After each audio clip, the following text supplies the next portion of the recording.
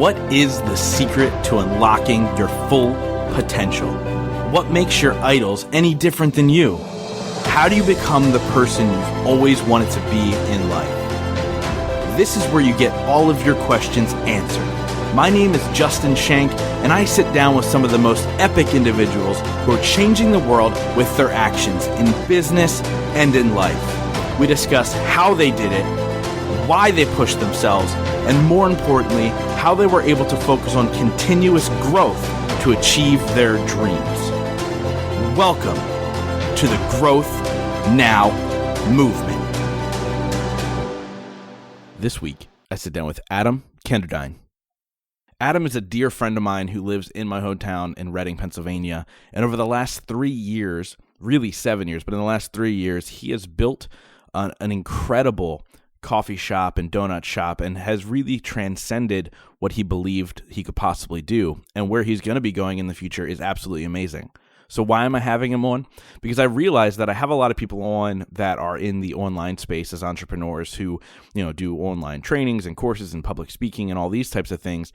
And I haven't really had too many people on that are in the brick and mortar space. And so, if you're an entrepreneur who wants to learn how to grow a business where you have to, get property and actually have customers coming in and out of a door, this episode is specifically for you. In this episode, we talk about how Adam bootstrapped his business with only $5,000, and now he's doing multiple six figures a year. We talk about how he's overcome a number of obstacles that have, come his way as far as signing a bad lease and all these other things, and I think that you guys are going to have a ton of great takeaways. Now, before we get to the episode, I want to let you guys know that Growth Now Movement Live is right around the corner, and Adam will actually be there. He's going to be a movement maker this year. I'm so excited. Part of what I wanted to do with Growth Now Movement Live is to highlight people who are local entrepreneurs in my town and people who do it in different ways. And so Adam's going to represent that brick and mortar individual, that entrepreneur. He's going to be on the stage to give it some advice on a panel, and then also be there to connect with you and learn together and do all those amazing things. I think you guys are absolutely going to learn some incredible things from him. So head over to gnmlive.com. Get your tickets now because they are selling quickly, guys. So gnmlive.com. Grab your tickets right now. It is going to be a can't miss event, and I cannot wait to see you guys there. Now, without further ado, let's get to the episode with my good friend, Adam Kenderdine. Adam, welcome to the show, man. Hey, thanks for having me. Long-time listener, first-time caller. Dude, it's funny because first I want to say I'm excited because I don't always get to sit down with one of my best friends. I probably spend more time with you than almost anybody on this planet, except for maybe my girlfriend. We spend a lot of time together, so I'm excited to have this conversation because not only are you one of my best friends, you happen to also be a successful entrepreneur, multiple six figures in your business, and the cool part is, and we'll get into this, it's done in a spot where everybody said you won't make it there. Right. It's done in a location specifically that multiple businesses have failed. So we're going to have an amazing conversation, and we're going to probably go in 10,000 different directions, but I think people will really love it, man.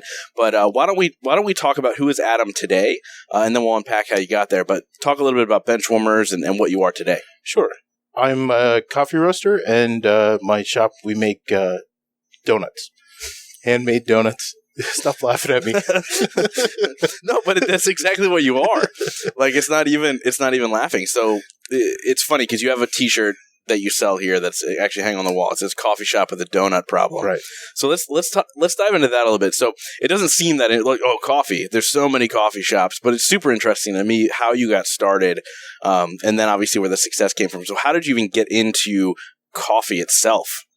So I was never like a big coffee person, but like growing up, it was always that after dinner drink that my parents and my grandparents, all the adults did. Mm-hmm. But it was always the Folgers instant kind of stuff. I mean, my dad mainlined and my grandfather mainlined coffee all the time. There was a mug everywhere. And the day came that was awesome when they invented travel mugs, because then it wasn't my dad walking around all the place with just a regular coffee mug, spilling it all over the place, going to school and having to hold his coffee mug while he's shifting gears in an old Ford truck.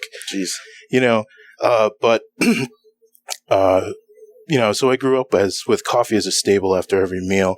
I was never a big coffee person, even through college, but as I got older, I started to enjoy it more. especially after I had to quit drinking. Got into a little tough spot there with alcohol, and so my remedy was to switch from one to another and switch to coffee, and I just, that addiction to coffee just took over. Yeah. So let's talk about that a little bit. So you talk about you ran into some trouble with alcohol. Like I've known you for, how long have I known you? Like 10 years now, 9 years, something like that. Yeah.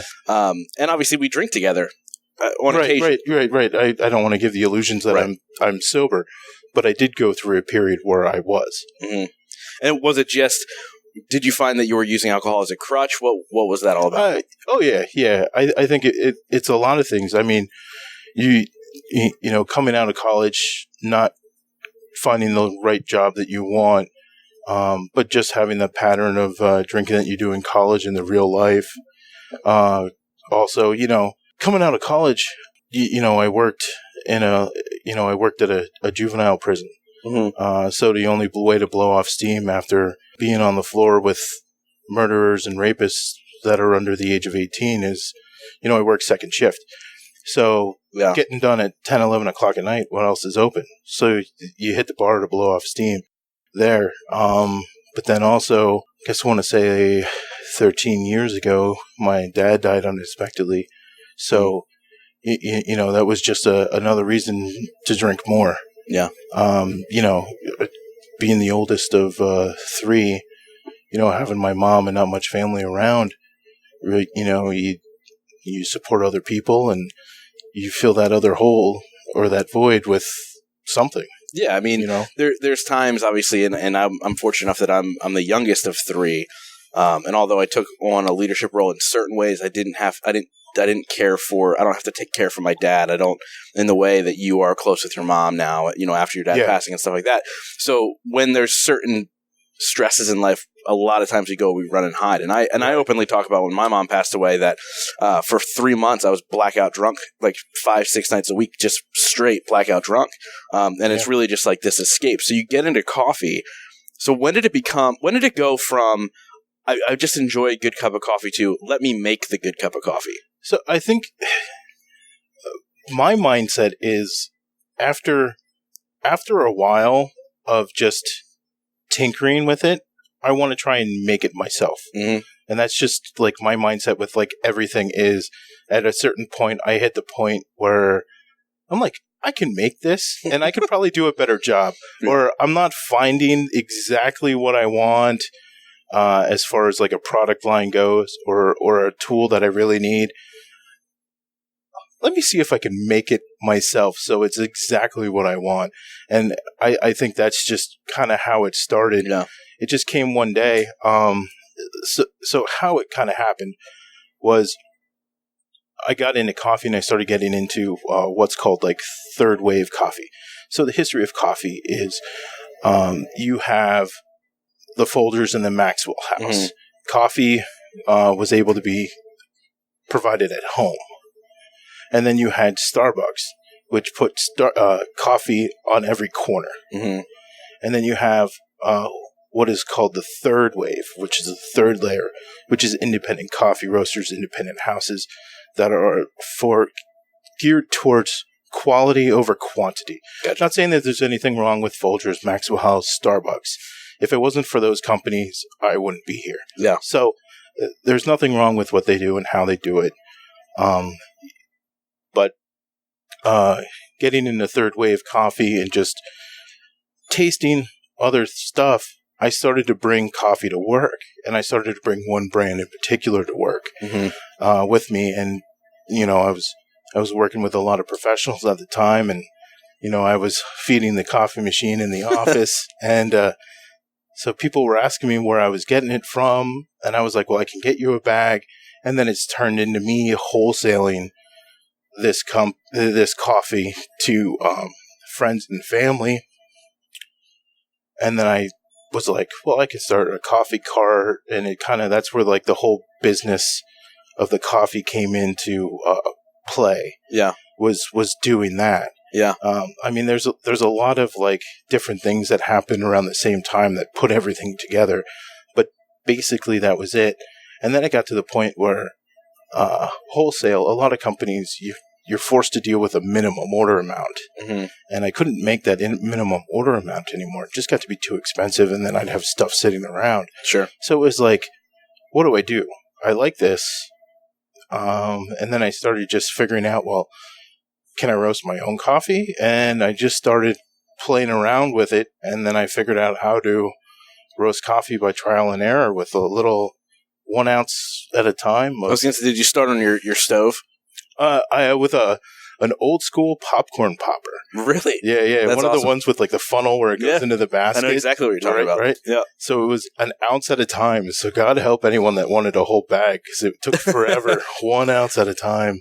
Yeah, which is crazy. And so what I love about this story in general is that you found something, you had a passion for it. Mm. And then you made a business out of it. Right. And isn't that what they say about all entrepreneurs? Like, go find something you love and then find a way to make money doing it. Right. And you're somebody who you're doing that. And you're seeing exponential growth year over year. You've just finished your third full year? Third full year as with the shop I have. Yeah. I mean, I've been working towards this for a grand total of like 8 years. Right.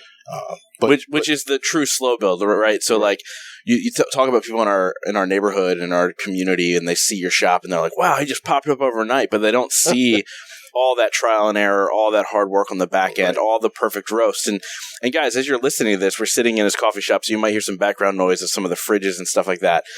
We tried to minimize it as much as possible, but I drink your coffee regularly, and I say to everybody all the time, I was like, it's the best cup of coffee I've ever had. And then I always follow it up with, and I'm not saying that just because he's one of my best friends. Right. It's true, because you truly care about the craft of it, right? Thank you. Truly care about, how do I make the perfect cup of coffee? We're drinking your Christmas roast, which is the greatest name of all time. What's it called? Resting Grinch Face. Resting Grinch Face, and the bag's hilarious, and yeah. So the marketing behind it is funny too. Like, so obviously it's called Benchwarmers Coffee and Doughnuts now. But where did that name come from? I would always, I always grew up playing sports. So sports was a big part of my life growing up. Baseball, football, rugby in college. And just having a passion for sports. So I think bottom line was, I always wanted a place that was like a mix between sports and coffee kind of thing, because those were just two interests, passions that I've had. But Benchwarmers came about the same time that I was tinkering with roasting coffee, getting the whole idea and just rolling things around in my head. I went to a Phillies game and I got ditched by a friend at the time, and instead of playing Woe Is Me and staying home, I went to the damn game. I can't remember if the Phillies lost or if they won. They probably lost. They probably lost. Yeah. But it was the middle of July. It was hot as hell, and I spent the whole time walking around the stadium looking for a cup of coffee, because at the time I was sober. So I didn't want to drink soda, and I didn't want to drink beer, and that seems to be the only thing they had. And they had no coffee in a stadium full of like 100,000+ people, which is crazy. And I was. Do they have coffee now? I don't even know. You don't know? I don't know. But driving home from that game, I was just thinking about that. I was like, I couldn't be the only one, even though it was like 100 degrees in the middle of July, looking for a hot cup of coffee or just coffee in general. So it just started to materialize, and I'm like, maybe I can put coffee stands in sports stadiums, and then what could I call it? And Benchwarmers kind of took off. So that was kind of like, well, I could put. So that's kind of how my line of thinking went with the name and how it was going to go. Little did I know that doing anything like that is a very expensive endeavor. Where any stand, even local stadiums around here, they want 55% of your gross right off the bat every day. So there's no way that a startup could do something like that. No, I mean that's a crazy hit. I mean, obviously, because you're not even thinking about margins and all that other stuff too, right? And so that's so true. So as you're building this thing out, and it becomes a passion, and like I think when people are listening to this, they need to be thinking about like, what is my passion? What am I bringing to the table that I can start to offer to others, right? And it's funny because I don't have many people on my show that are like brick and mortar entrepreneurs. Right. So this conversation is completely different because I'm used to the internet world where everything happens online, and they talk about this hustle and this grind and putting in the hours. And you and I have this conversation all the time because you put in the hours and you bust your butt. And I'm like, I'm working my butt off so I don't work. And so I cram as much work as I can in a small amount of time. And so I have the flexibility. But when it's a brick and mortar and you're open from this time to this time, you're not only on a schedule where you have to do things outside of that hour, you have to be here. You have to be a part of the growth, especially in the beginning. So what does that look like for you as far as like making sure that you're not only taking care of your business, but you're taking care of yourself too? That's the thing. That's a double-edged sword with this business. I'm selling tangible goods, and I have hours, and I have employees, and we got to keep up with everything. So it's tough to have a schedule sometimes because things happen. So in the beginning, my shop opens at 6:00 every day. So I was up at like 4 a.m. so that we were here set up, ready to go. And then in the beginning, I had long hours, so I was open till 8:00 at night. So it was like I slept for like 4 hours. Yeah, and you were here every day. Back. Yep. Yeah, because you have to be. Any new business, if it's your business, you got to be there 24/7, because no one else is going to run the business the way that you would run your business. Right. And we've seen plenty of businesses where the owners aren't there, and then the business isn't there anymore either. Yeah, we do. I mean, so many businesses over the years on Penn Avenue here in Reading. And you do see it happen when you're not hands-on, when you're not the one crafting what it is going forward. And so obviously it becomes draining on you, although it's a passion and you do wake up every day and you're here and you have a smile on your face and you continue to serve your customers. It's got to be a drain on you. So what are you doing to make sure that you are giving everything you can to your business while you're working these crazy hours? I think it's, for me, a lot of it's just a mindset that I'm going to plow through it. I'm just going to toil in the mud and just keep pushing through. Yeah. I'm not going to give up on it because I know there's a light at the end of the tunnel. As much as my body hurts, I'm tired, all the negative stuff that goes along with it. I know eventually that's not going to be my schedule. Yeah. And it's got to that point already where there's days I don't have to be here first thing in the morning and I can actually get 8 hours of sleep. So that's my goal every day, is to try and get 8 hours of sleep. The rest of the day, I'm probably here at the shop working, doing something. Even if we're closed, I'm still putting in another shift after we closed, just to keep up with things. Yeah. Paperwork, all that other stuff that goes along with running a business, especially a brick and mortar. Just because you might be a 9-to-5 business doesn't mean you're going to work 9 to 5. Yeah. Yeah. And I think that's where a lot of brick and mortars fail, is people fail to realize all the extra time and energy it takes to run something like that, especially in the food industry, the restaurant industry. It's hard work. It's not easy work. It's not standing around and talking to customers and thinking you're going to collect a bag of money and go to the bank every day. It's you're scrubbing toilets, you're scrubbing floors, you're scrubbing fryers, all the. You have to humble yourself. Yep. And it's funny because you almost have to live dual personalities in a smaller town, even though there's 1.4 million people in Berks County or something like that. Something like that. Yeah, it's like a lot of people in Berks County. But like in a small town, you have that where you're scrubbing a toilet. Then at the end of you might go out to dinner and someone's like, "Oh my gosh, Adam!" Like it's almost like a local celebrity type of feeling. I'm either the coffee guy or the donut guy. Yeah.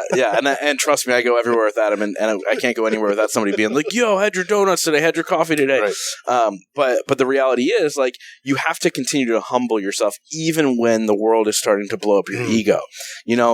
And I think a good example, like in my world, my podcast blew up long before my business did. Yeah. And so it was like, oh my God, like I'd go to places and I was starting to get recognized in airports and different places by random people, and it was really weird. But I'm like, I'm still grinding. Like I'm still trying to make a dime. You know what I mean? And so it's kind of like, how do you balance that person, like those dual personalities that you almost have to keep up? Is that just you? Because you're a super laid back guy. Right. I think you have to be a little laid back. just to make sure that you aren't getting too full of yourself. Because especially in business, when you start to get a little full of yourself, you tend to make stupid mistakes. Yeah. And those stupid mistakes are going to cost you, and they're going to cost you money. So you just have to kind of stay on point, whether that's your budget point, your product point, and all your other points, and just stay with it.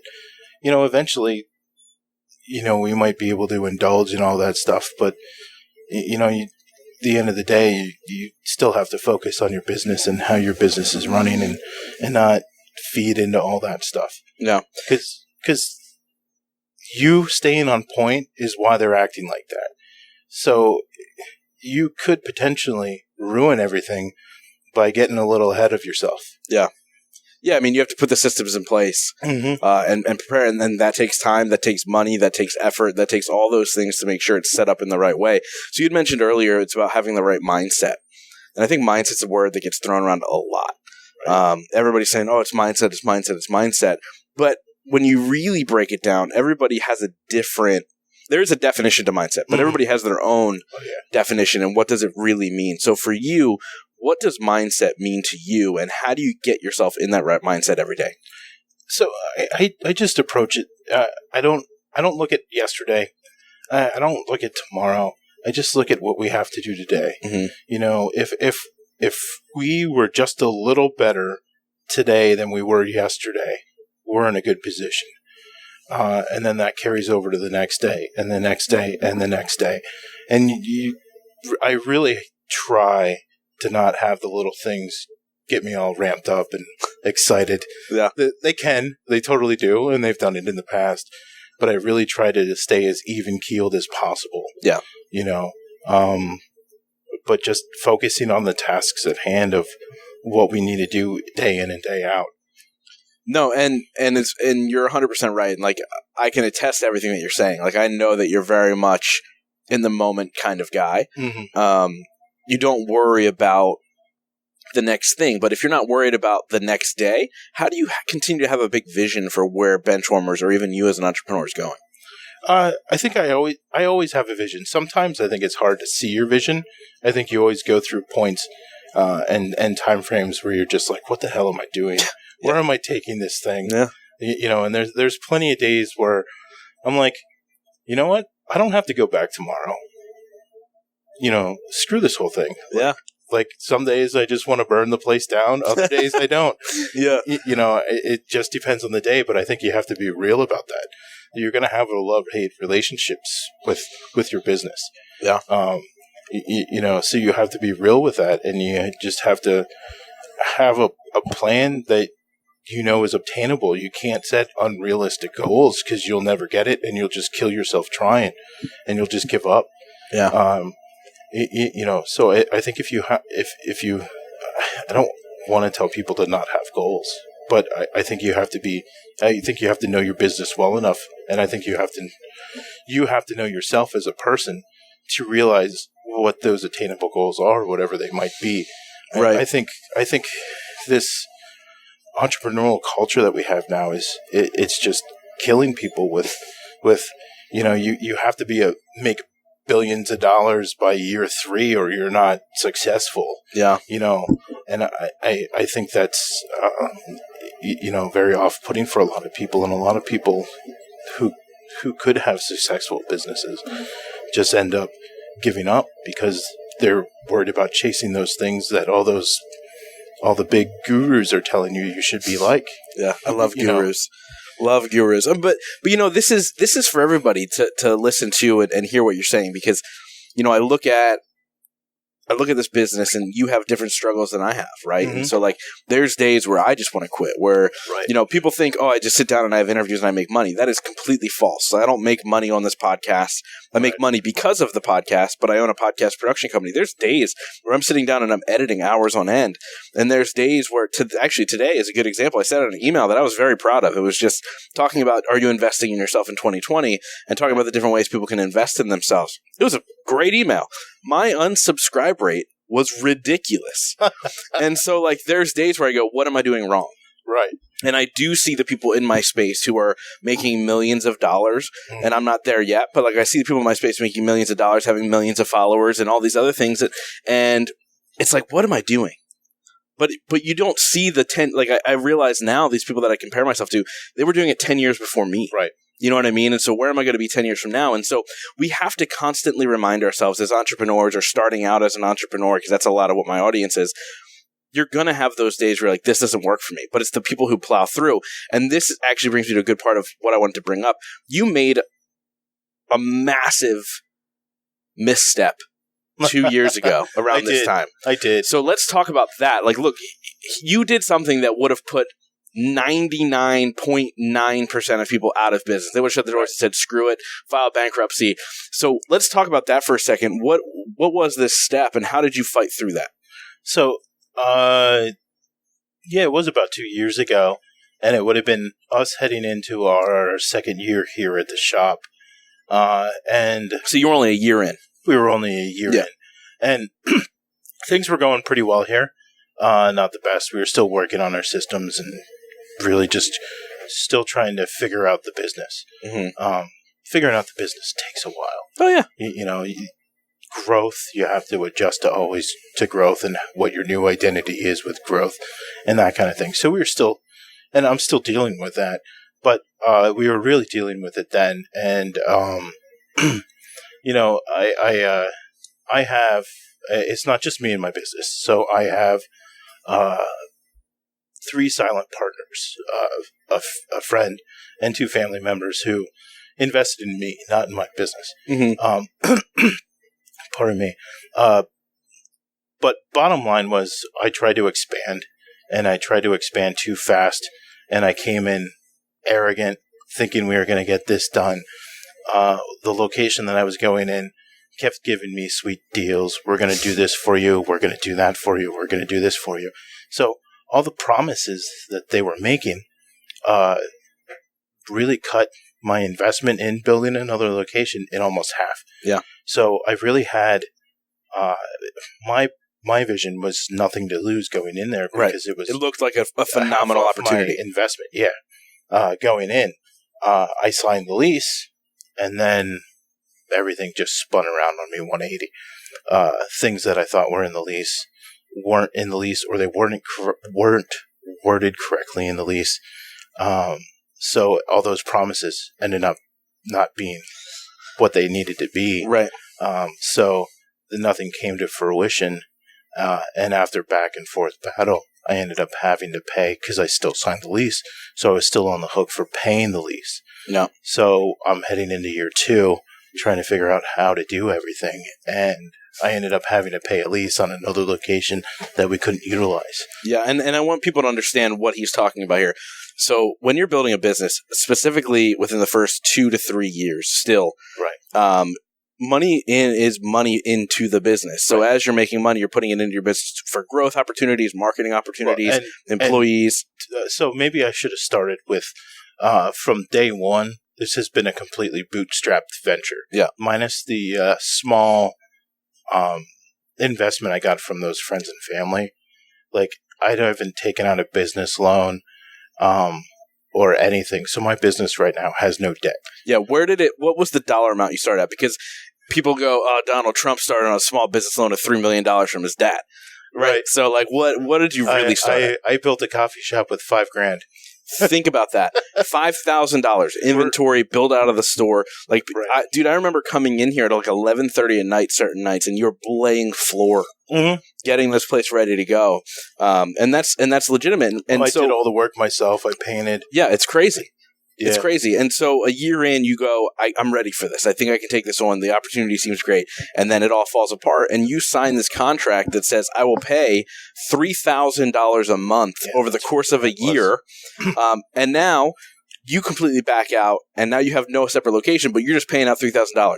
Yep. Tell anybody that, hey, you're building a business right now. And so now you're going to be $36,000. We're just day one, year 2, we take $36,000 away.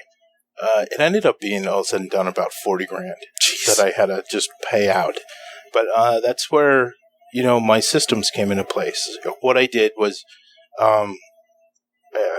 it was just a gut punch the whole time through. Mm-hmm. You know, it's those moments where you're curled up on the floor trying to figure out what the hell you're going to do next. Been there. You know, and it's easy to just keep letting things spiral out of control. But what you got to do is you just got to turn around and face it. Any of the hardships in business, you just got to turn around and face it, admit it, acknowledge that it's happening, and evaluate it. See how you can make it better. So what drove you through that time instead of just saying I'm quitting? Because it was stressful. I was there along for the ride. It was this thing, and I witnessed it. But like, what was it that kept you going? It's not coffee. No. I think it really was. It turned into a challenge. Could I see if I could do this? Yeah. Can I do this? Without killing the business. Can I do this? And I think, from that point on, any hardship is just met with now a challenge of, can I do this? Yeah. Can I overcome this? And now it's just like, after doing that, like everything's just like, yeah, it's I'm like good. Nothing. Yeah, it's like equipment breaks, no big deal. Like it's not $40,000 to fix or replace equipment, which is so true. And I love that. I love the fact that you said, instead of it being a hardship, it's a challenge. And that's life. That's everything we do. And I mean, I'm sure that's how you took it into, you played football in high school and then rugby in college. And I'm sure that's something that you took into those types of things too. Everything was a challenge. I mean, going from football to rugby was a challenge to learn in a sport. And with sports, football, rugby, there's a game plan. Mm-hmm. And no matter what happens in that game, you got to follow the game plan. Yeah. So take that game plan and put it in your business, put it in life. No matter what happens, keep those basics, man. Yeah. You got to keep hitting the basic stuff. And what I did was I looked at the simple, basic ideas that I had in my business, all the fundamental things. And I just worked on my fundamentals. Yeah. So you've played sports before. Yeah. So the beginning of every practice is fundamental work. Drills. Always. All the drills that you hate the most, and it's like, God damn it, why are we doing this? I know how to do this. I know how to do this. Yeah. But those are the simple techniques that you need to master that sport and to be good at that sport. If you can't master those fundamentals, you're not going to be good. That's true. So I always, anytime there's a little bit of a resistance or a pushback here, I always look back at my foundation. And my foundation is those fundamentals of what we do. Mm. And I just, I keep repeating myself, but, I went back and looked at how we make the coffee and how we can improve it. I went back and looked at how are the efficiency of us making our donuts, because we make our donuts with a bread dough. See, it's yeast risen. We roll them out. We fry them up when you order them, so they're always fresh, and then you can decorate them however you want. Yeah. But how to make that quicker and streamline it faster. Same with the coffee and the coffee roasting. How can we brew it better? So you have your foundation, and then you go, how do I streamline this, make it better, make it more efficient, and continue to serve at the level that we're serving? Right. And I think that's the big question. Like you look at Dunkin' Donuts. Dunkin' Donuts is the worst coffee in the world, and it's because it's mass-produced, burnt, terrible. This is my opinion, by the way. I understand. Please don't send messages saying I love Dunkin' Donuts coffee. But to me, it's because it's mass-produced. It's not made with love. So how do you do that as you're growing, going from serving that one customer on day one to now these last couple of weeks have been your best weeks of all time. Right. And so you look at that and you go, how do I continue to produce at the same level? Plus you're adding products. You now do homemade fried chicken and all these other things. Which is crazy. So something you've done recently, we had Dr. Bill Moss on the show a number of months ago at this point, and we had talked about some of the things that Dr. Bill works with in his meditation and how I go to his meditation every 2 weeks. But you're the person who kind of pushed me to do it, even though I knew Dr. Bill. You were like, hey, I'm going to this meditation. You should come. And now you can tell people you can sit still for an hour. Yeah, I still can. I still move around during the meditation, but that's all. I try my best. We all reach around. Yeah. But like when I started going, I was like, wow, this is really great. But the big trigger point for me was seeing the change in you and your demeanor towards things, towards problems, towards situations at work, all of those things. So tell me about your experience with meditation and why it's become, first of all, why'd you even start? And second of all, like, what have you noticed as far as like doing this as a daily practice for yourself? Being as stressed out, anxious, tired, all those things from that whole lease incident on my year 2, or what I call my year 2, I needed to find something that wasn't going to be a trigger for me to send me down the wrong path. Yeah. You know, so so I started with that app called Headspace. So I try and use that, and that would help kind of bring me back down. Yeah. 5-10 minutes at a time. But I always knew I needed something a little more. And when Dr. Bill started advertising the class, I was like, boom, I have someone who's going to actually teach me, because I like the face-to-face contact. Yeah. Like even in business, all my clients, all the people I deal with, I know them personally. I know them face-to-face. So it's much easier for me to grasp a concept when it's right in front of me than something that's over the phone. Right. That's just me. I work with my hands, so it's easier when it's right in front of me. Oh, for sure. Dude, like when I've now, it's not a daily thing for me. It's probably 4 or 5 days a week. I do my own meditation. Right. Good for you. But, thank you. Appreciate that. But when I go to the classes, it's just such a deeper meditation. I'm actually experiencing things I never thought I'd experience, trippy stuff.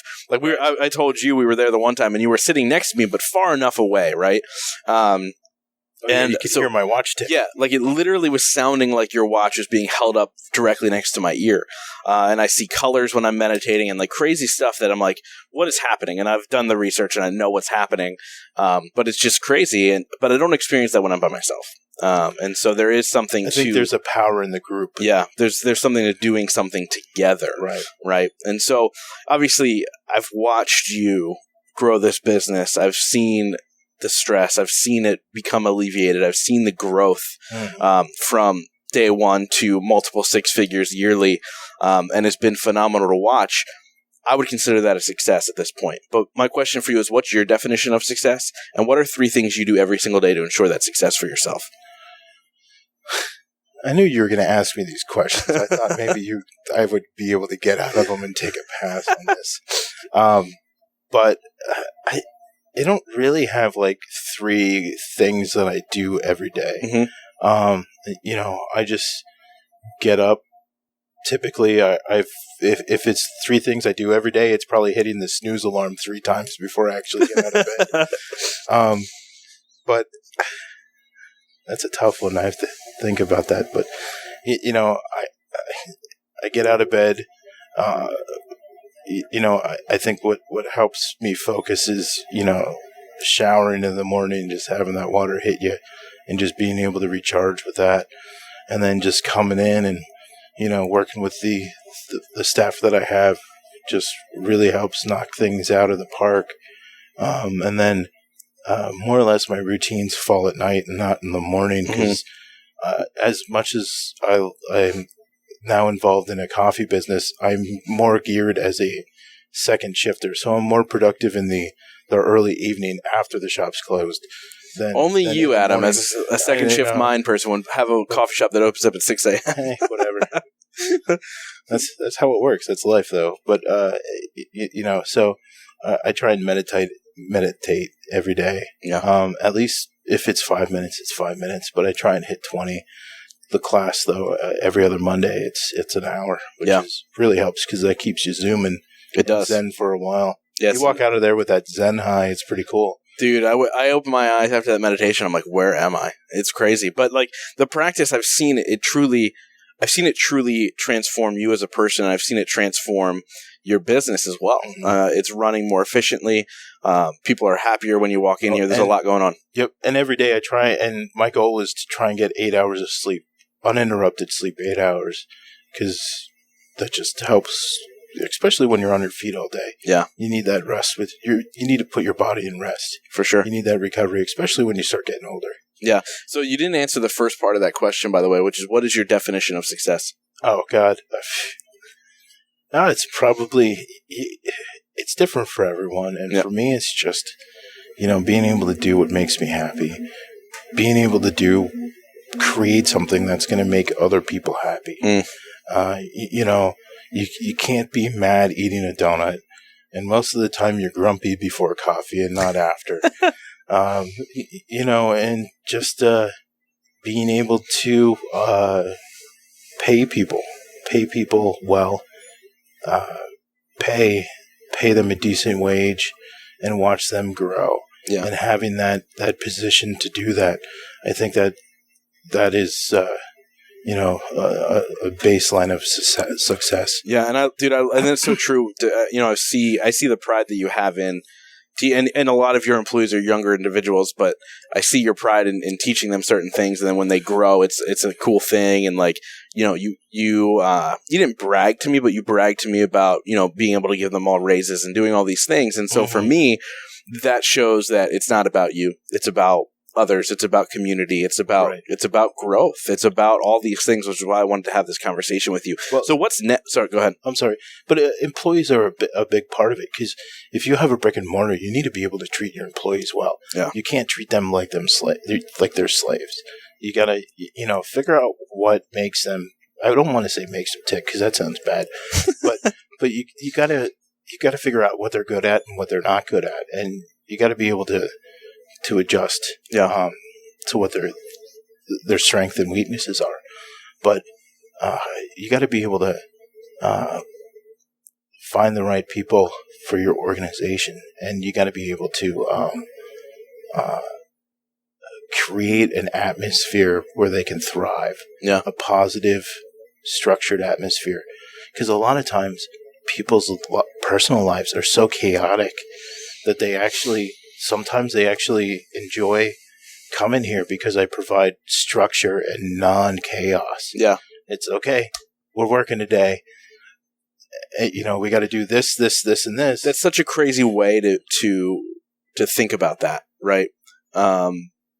Because we always talk about, as entrepreneurs, we always talk about how we hate going to work. Mm-hmm. But there's a lot of people in this world who going to work is their escape from their crazy life. Exactly. And that's really cool to be mindful of that when you have employees and to not make their life more hectic.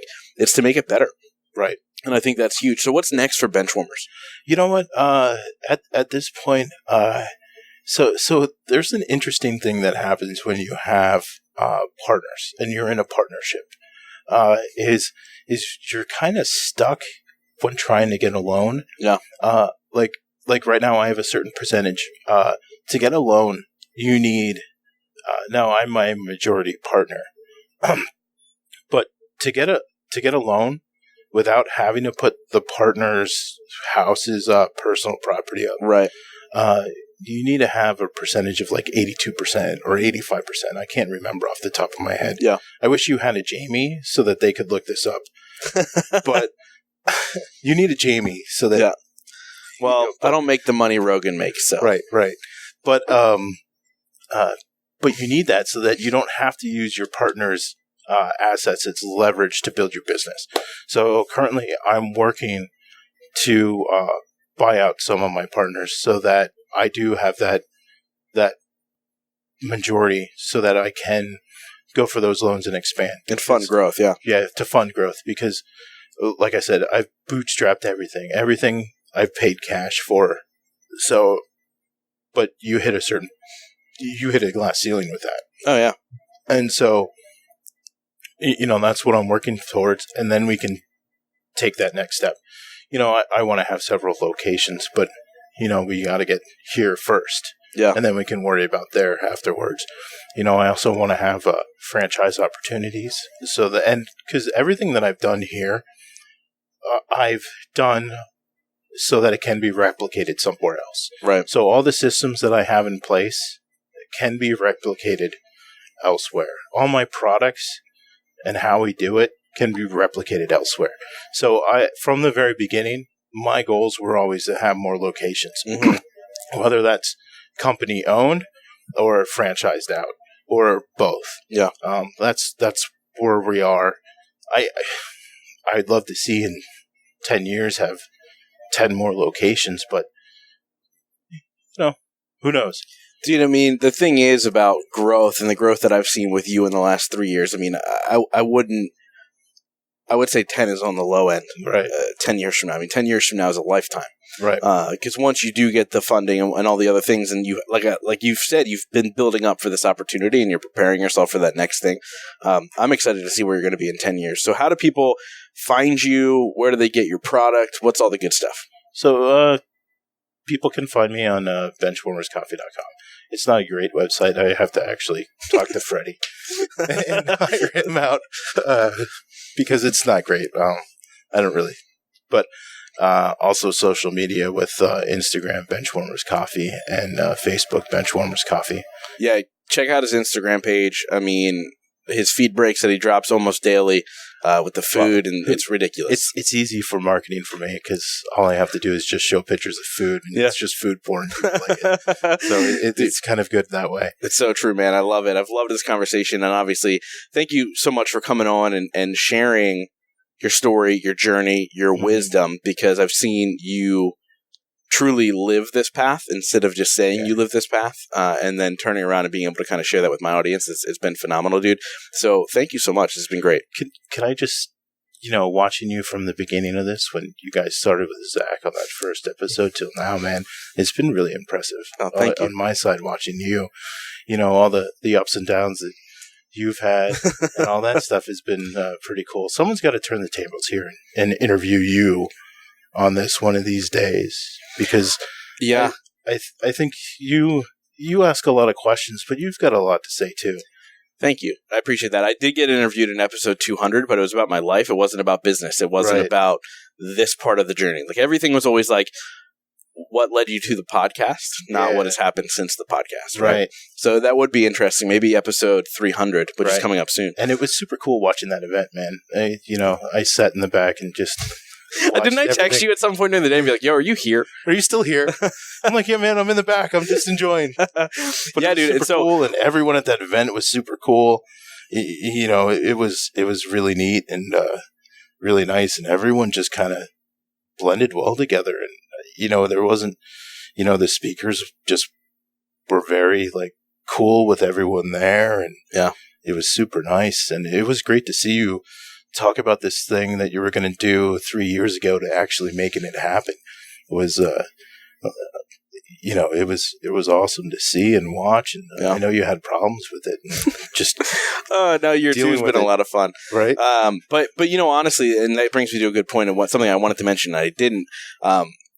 As you know, with my event, it's really about community. It's about people connecting. It's about people growing. It's about getting people in a room that they can then do something great afterwards. And a big piece that I was missing last year was having that representation of a brick and mortar entrepreneur to help the people that wanted to build something like this in the future. And so I'm excited to announce that you're going to be a movement maker in 2020 at Growth Now Movement Live, to be on the stage to answer the questions. Is that because you don't know anyone else with a brick and mortar? No, that's because I'm choosing to have you there.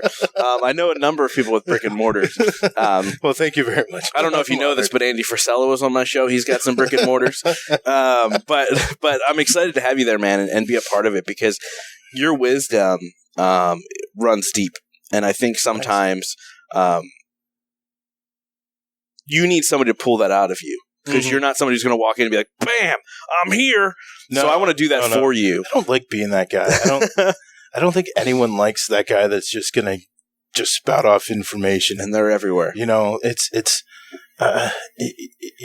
have to be wary of the guy that's going to give you free advice, because typically it's not the right advice you need. During the intro of this episode, I'm going to have to say, oh, by the way, it sounds like I'm ending the episode, but hang around. Because there's more information beyond, because it's just not going to end. But, dude, this was phenomenal. Thank you so much for the kind words. And thank you for continuing to stay true to what your passion is, because most people would have quit. And now seeing the success you're having has been absolutely amazing. But, it's just digging deep, finding that thing in your gut, and just saying you're not going to give up, and just... when the life knocks you down, the greatest strength you have is just standing back up. That's it. So just keep getting up. Keep getting up. Taking that small step forward, 1 foot at a time, and just keep on moving forward. Love it. And that is the perfect way to end this. Look, if you guys feel like you are hitting that rock bottom, that you want to tap out, continue to move forward. Get the right resources, get the right people in your corner who are going to battle with you. I believe coming to Growth and Movement Live will give you a number of those people to be in your corner to help you back that up. But go anywhere. Look, it's not about promoting my event all the time. It's also about just show up at an event, show up at a place, find the right people, stop wasting your time with the wrong people. I spend a lot of time with Adam because he helps me battle through, and I hope that I do the same for him, man. But thank you so much. This has been a blast, and we'll talk soon. Sounds good. Thank you guys so much for being a part of the Growth Now movement. This is how you can really help me out. If you guys enjoyed this episode, please share it out on Facebook, Instagram, Twitter, all that fun stuff. And let's grow this movement to epic heights. And it's all going to be because of you guys. Thank you so much, and we'll see you next week.